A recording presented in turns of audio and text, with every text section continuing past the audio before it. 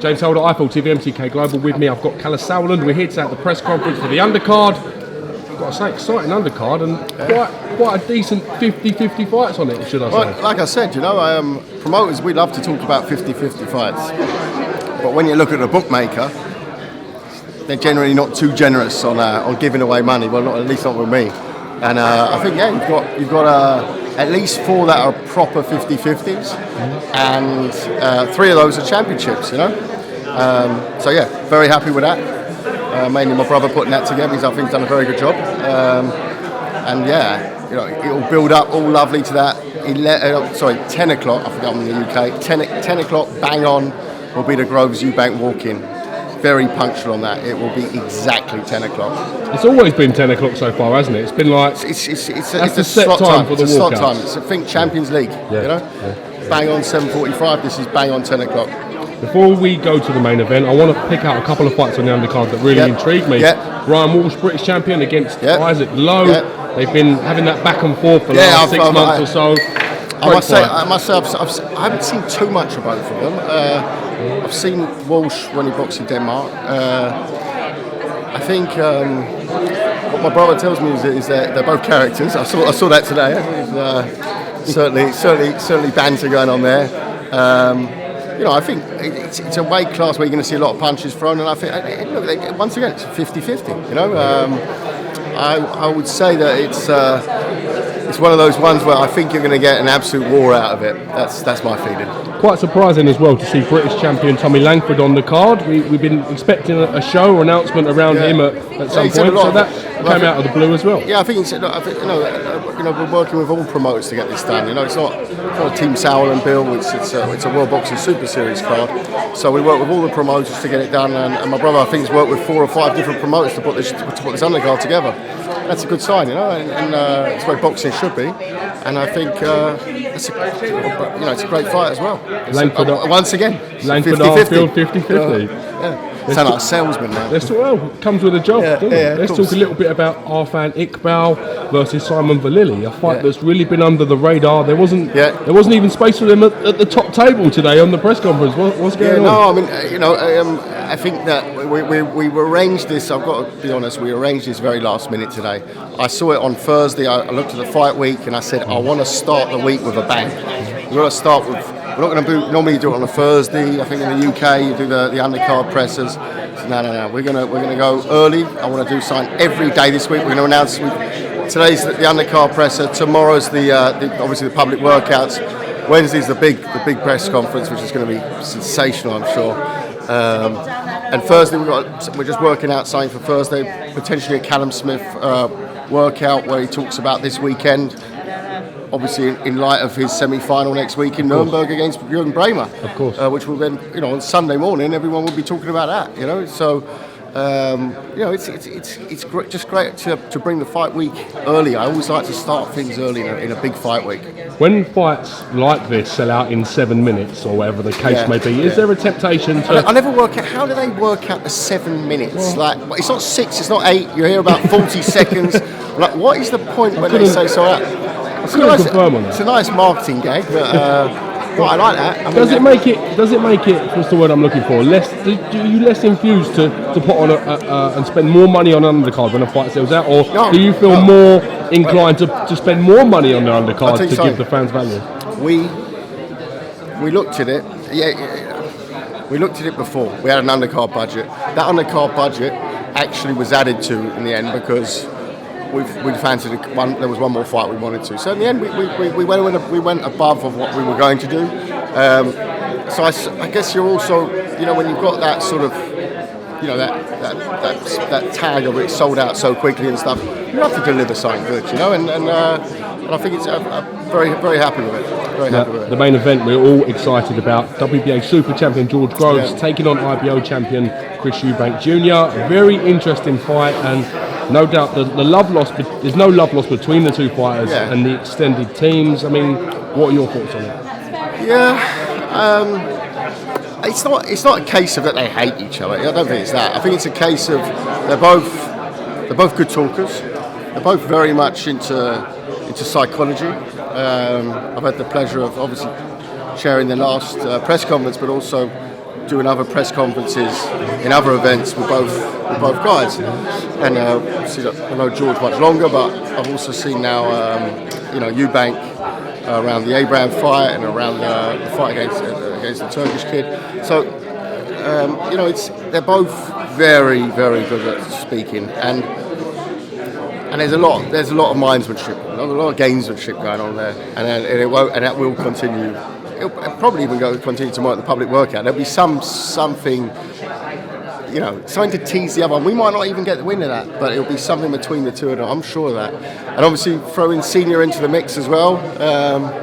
Obviously he's been there and done it at this stage, at this level. I said before, this fight reminds me a lot of that time, that period. I don't know if it's because it's got EUBANK's name in it and it sort of takes you back down memory lane. But George also, he would have fit so perfectly if you go back down the years to the sort of Ben Collins, Watson, EUBANK era, all these, and I think that this is a throwback fight. You can talk about a lot of other fights. Interesting poll recently. I saw somewhere on social media. I saw a poll. What fight you're looking forward to most this year? And it was, obviously the big fights with Joshua and stuff like that on there as well. 72% Groves EUBANK. 72%. So that included Canelo, Golovkin, and stuff like this. And it was that's a big compliment from the fans to both athletes. To the tournament as well. But first and foremost, of course, it's these two guys who on Saturday is going to raise that roof, and I tell you, it's going to be one hell of a fight.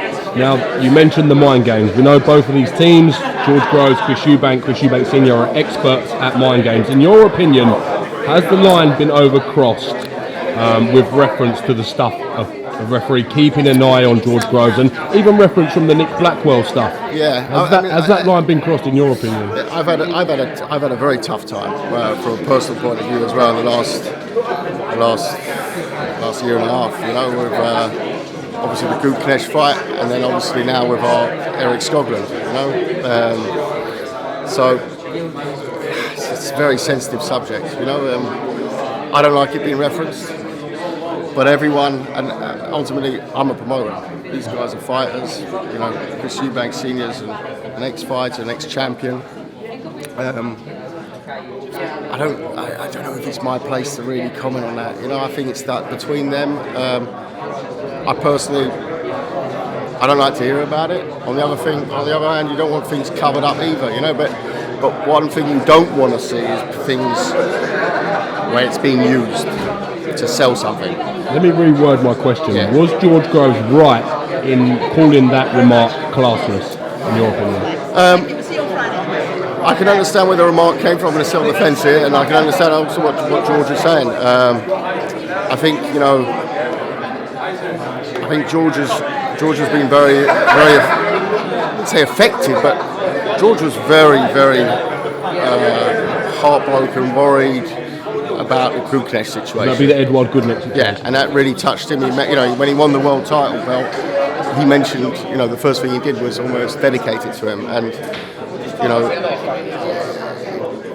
Boxers are tough guys, but they all go home. And George goes home to a family, and there's definitely, he might not like to hear this, but there's definitely a soft centre there, and I think that touched him, and I can understand what he's saying. On the other hand, this is professional sport at the highest level, with a huge amount on the line.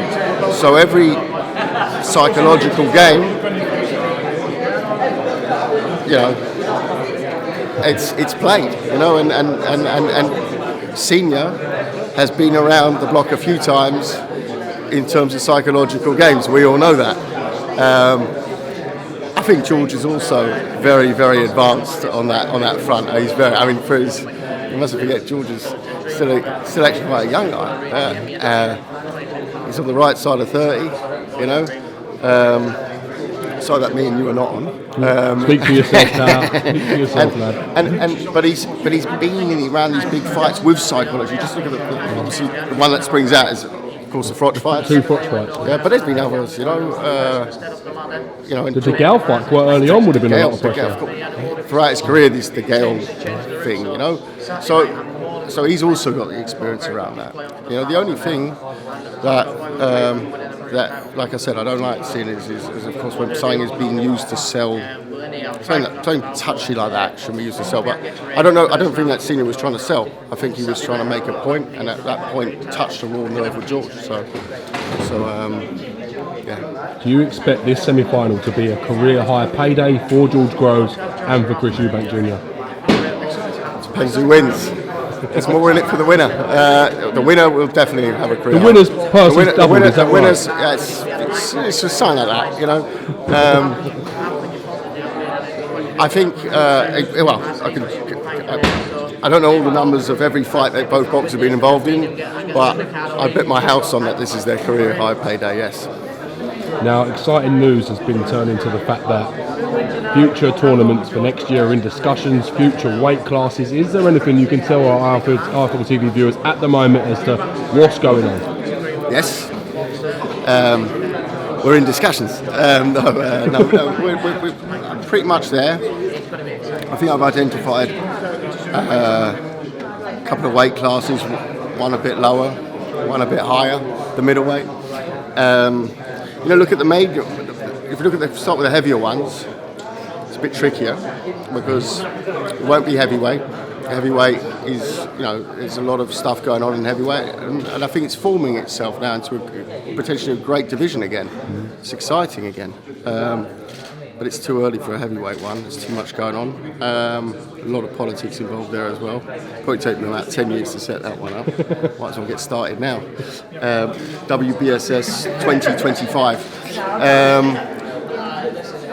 You know, you look at the middleweights, you obviously see that, you know, Canelo, Golovkin. Pretty tied up. It's a tough one to do now. Potentially in the year, that could be one for season 3. It could be a good one.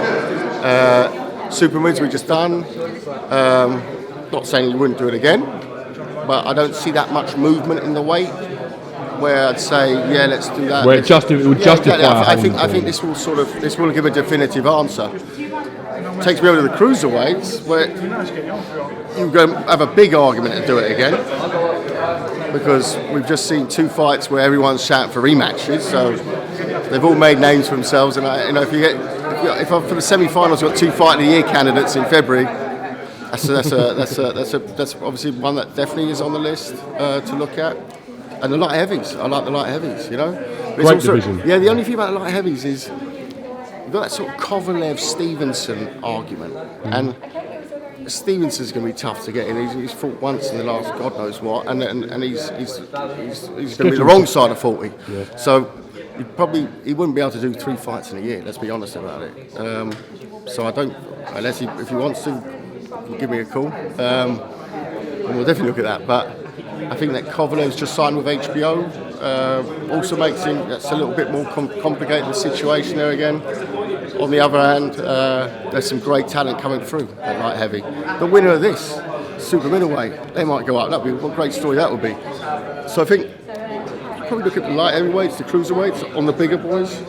If you go down to the smaller ones, then it's like which one you leave out. You know, I think bantams, super flies, very, very, very exciting down the bottom end. And I think lightweights, because you've got that sort of weight where you could get a lot of catch weights going in. A lot of good British guys as well. Yeah, a lot of British guys. You know, obviously, I'll probably forget 1 or 2 names, so I'm not going to mention the names now. But there's a lot of Brits floating around that way. Obviously, Crawler, Burns, Campbell. Got some very good names around there. That one realistic though, in your opinion? Yeah, lightweights is very interesting. If we're honest about it, lightweight's very interesting. I think bantamweight is also very interesting. I'm trying to squeeze the board to get a 3rd weight class in. Featherweight would be brilliant. Featherweight's amazing as well. Featherweight's is a very good one as well. But you'll see. We will announce. We'll do it a little bit different this time. We're going to announce it step for step. So we'll come out with 1 weight first, then we'll come out with the 2nd weight. The nice thing is the draw, where the boxers choose. The 4 seeds choose. You were there last year. I'll explain to the viewer again. It's 8 guys, quarterfinals. 4 seeds, 4 non-seeded, and the seeded fighters, they pick their opponents. It's all very official as well. It's great. The music, the lights. It's like the World Cup draw. It's great. And cut long story short, that was in July last year. We're going to move that forward to June. So we've got from now until June. So we're not in a rush, but at the same time, we want to. I don't want to sign 24 guys or 16 guys in the space of 4 weeks, which I did last time. You know, it was a nightmare. But we got it done. You know, that's what we're here to do. But very excited about it. Yeah. How are you finding your newfound status as #1 icon to the British boxing fan? We've seen your profile, if that's the right word, your sort of your aura rising over the last 12 months, and even the comments on IFL TV, they're pure gold. How have you found it? The thing I'm lacking is more female followers. I'm trying to expand the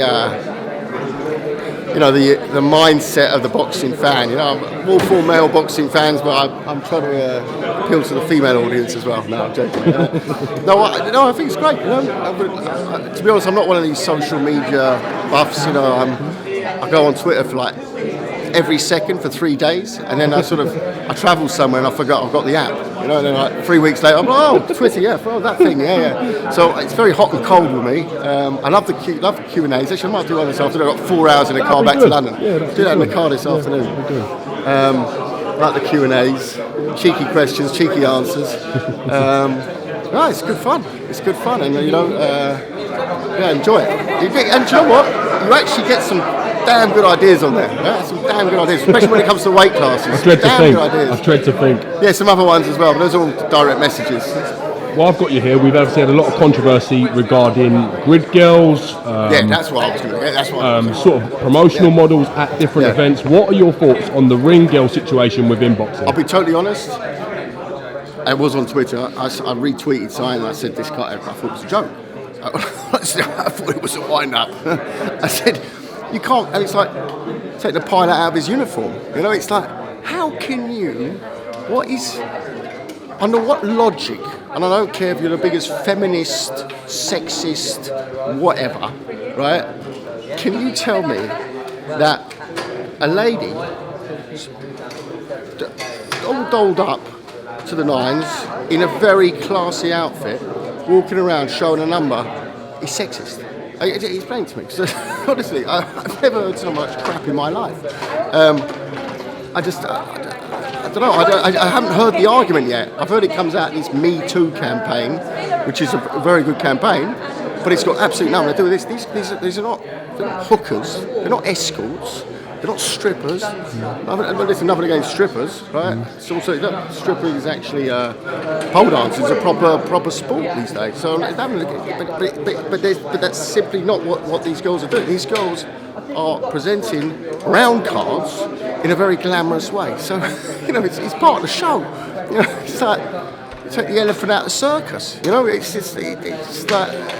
No, it won't happen. Well, not with us at least. Back in the old days, there used to be male ring card people. Back in the sort of 70s and 80s. Do you think that'll be a trend that catches on, or it might do. Or even transgender ring people? Is that something you could see happening? It might do, but it won't happen on my shows. No, I'm a bit classic like that. You know, for me, it's a male MC with a dicky bow and a lady in a nice dress with a ring card. It's just the way it is, and that's just, you know. I don't want to see male figure skating either, to be honest. I'm not really into that. I mean, but listen, horses for courses. Yeah, I'm just speaking my mind. I just think that male ring card things, whatever, like Chippendales or whatever. You know, walking around, I can see it. I think my brother did some gag like that it was a female fight and she requested it. So my brother did one in Scandinavia. He brought it something, but it just. We have to be honest about it. Our crowd is male, so maybe to attract more females, I don't know, maybe bring in some ring boys. I've got no idea. Is it something I'd look at overnight? Probably not. It's not the biggest way that I would try and. Like, listen, a lot of female friends of mine, they love the ring card girls. I think it looks great. They've actually asked me if they can do it, but it's not that simple a job. You know, people think, just get out there and do it.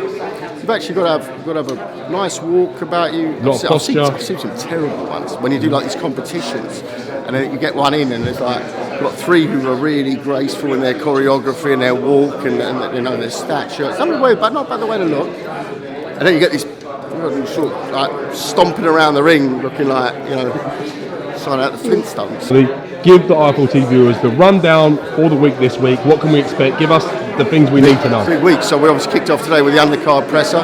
Tomorrow will be the public workouts. Wednesday, don't blink because you'll miss it. Well, you can blink a lot, you still won't miss it. It'll be a long one, but it will be a good one. It's obviously it's the big press conference. You know, I'm not even thinking about the fight yet. I'm actually thinking about the press conference because for me that's like it's going to be good. I think also, like I said yesterday, I think at the public workouts tomorrow it could be something interesting. And then Thursday, like I said, we're working on. Giving us a mini rest day on Thursday so far. Is that right? Yeah, no, but we're going to do something Thursday. Okay. We're probably going to go to the gym with Callum Smith and preview next week, but also get Callum's thoughts on obviously 2 guys he knows well over the years as well. So and then Friday, 4 o'clock, Hilton Hotel is the weigh-in. Open to the public. It's open to the public. First come, first serve. It's first come, first serve. We're trying to make it as big as possible. We have a challenge. As we've been at them before, the weigh-ins aren't traditional weigh-ins. They are produced television shows. I get that. So you'll see the whole thing will be the undercard. I think at 3 o'clock. It will then stop.